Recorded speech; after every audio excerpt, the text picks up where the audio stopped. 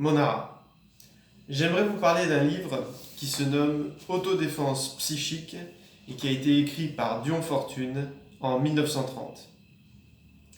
Dion Fortune était une voyante chrétienne qui a notamment travaillé avec l'armée britannique durant la Seconde Guerre mondiale.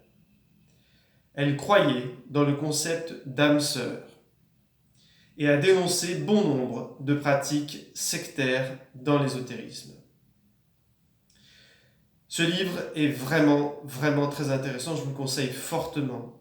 Il explique notamment les liens étroits entre l'ésotérisme et la psychanalyse. Ces deux pratiques devant être utilisées pour améliorer nos vies. Dion Fortune insiste sur l'importance d'utiliser son imagination à des fins positives et constructives, pareil pour l'hypnose. Le livre ne parle qu'une seule fois des chakras.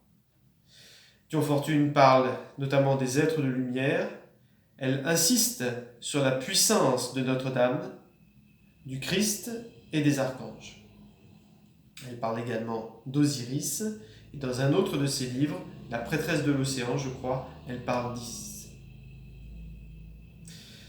Elle parle de la puissance de symboles comme la croix, le pentacle, l'ancre, j'ajouterai l'œil, le soleil noir, la colovrate.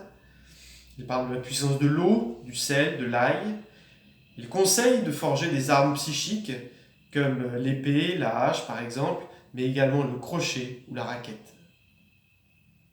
Sans oublier les autres armes comme les boules de lumière, les éclairs, les dômes de verre et les très célèbres vortex. Face aux tourments que nous fait subir le mal, Dion Fortune, elle aussi, insiste sur l'importance de l'ancrage. Face aux doutes, elle conseille d'avoir une confiance en titane.